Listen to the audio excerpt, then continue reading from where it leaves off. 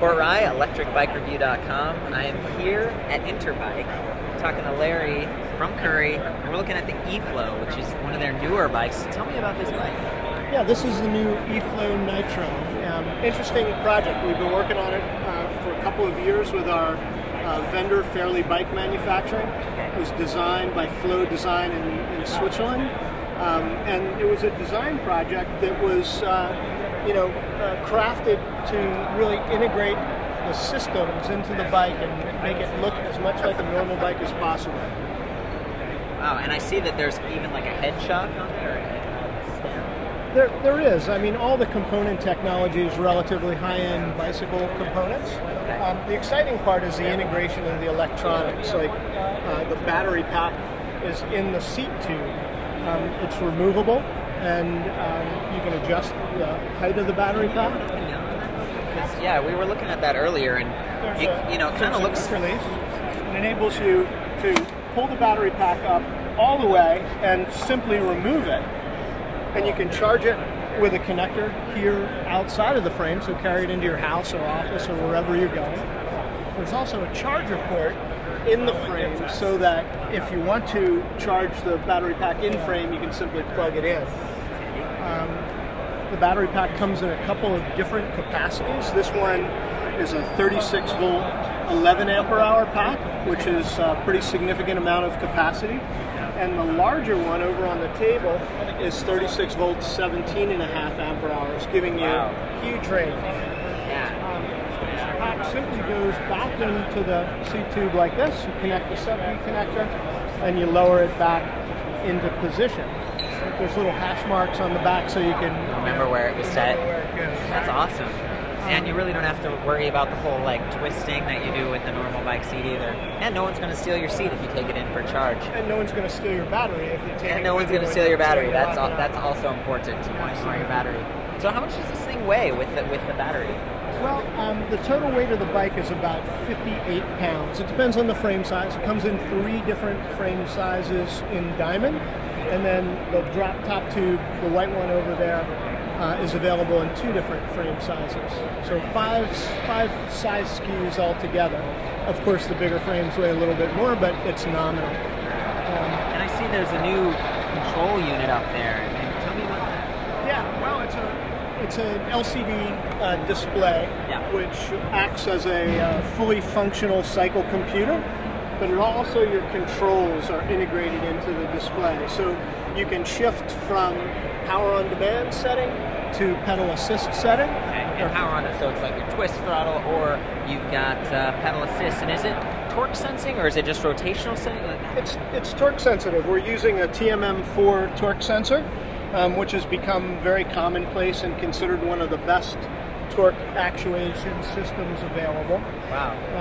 And the electronics have all been engineered and designed working with Fairly Bike Manufacturing, and there's a real smooth transition.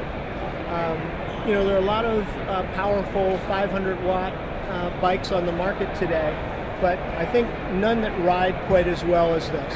The really nice thing about this is because the weight is centered with your core. As a cyclist, about 2/3 of your weight is on your butt. The bike has a really light kind of a feel to it, so nimble handling characteristics. Unlike bikes that have the battery integrated into the down tube, where it really has an impact on the handling from a front end standpoint, you don't get that sensation here. Interesting.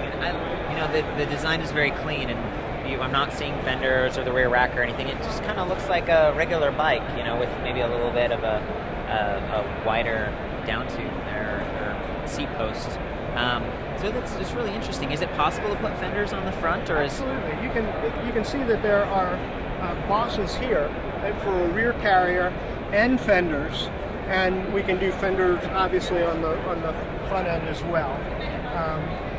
You got your disc brakes. The other thing is, so is this a geared hub motor? Or? No, this is a direct drive motor. Okay. It's 500 watts.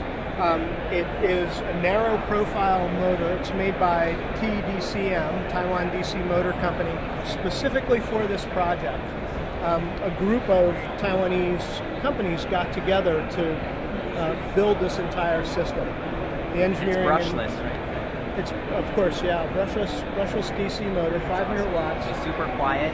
Very Probably quiet. not going to wear out. There's no gears. No gears to wear out. Narrow profile. Yeah. And it has a cassette as opposed to a screw-on freewheel, which is really nice. More important to the folks that are servicing the bike than, you know, the end user, but really makes a big difference in that regard. How many gears total? It's a 20-speed, so double chainring with a 10-speed cassette. Okay.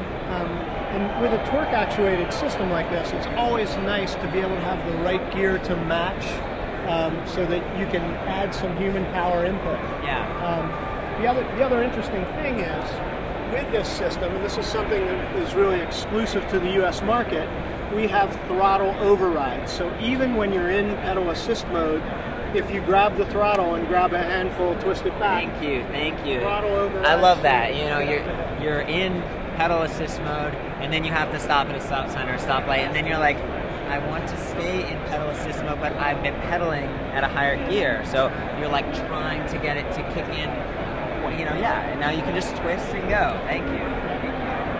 And it can be also switched into power on demand mode exclusively, so that you can use the throttle without the pedal assist. So they were also showing me you can take off the computer and just take it with you. That's kind of like a Segway almost. Yeah, I mean, it's a bayonet mount, so when you take this off, put it in your pocket, lock your bike up, the bike's totally disabled. That's awesome So too, yeah, because a lot of times it's like an ignition key. that's great. Yeah, then no one's at the bike rack like, oh, whoa, you know, up at the office or something. Exactly.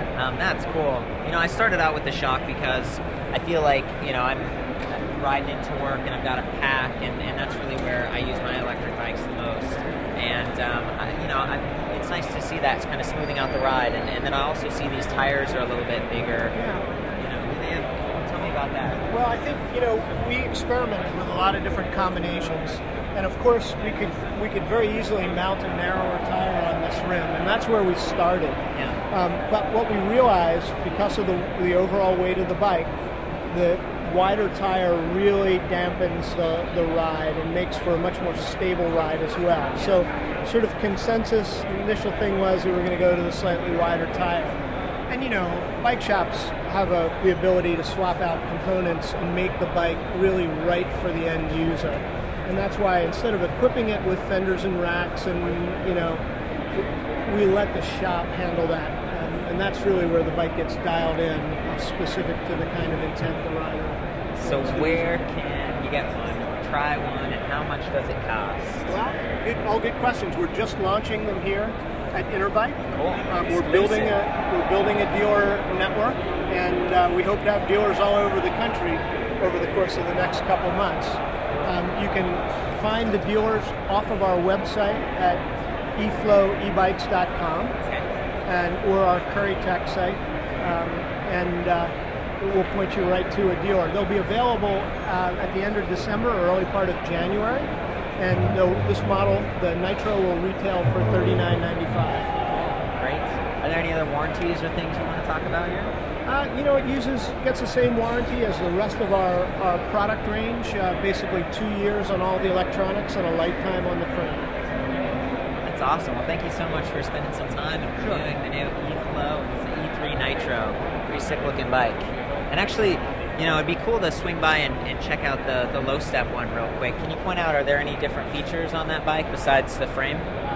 Are these stock pedals right here? Because they've got the nice... Yeah, I mean, this is a really nice urban pedal that you can use, you know, with a street shoe and get some good adhesion to the pedal, where you know, foot's not sliding off, even if you're in like sort of a leather dress shoe. Nice. You know, we're finding that the target consumer for this bike is really, you know, an urban rider that's using it for transportation.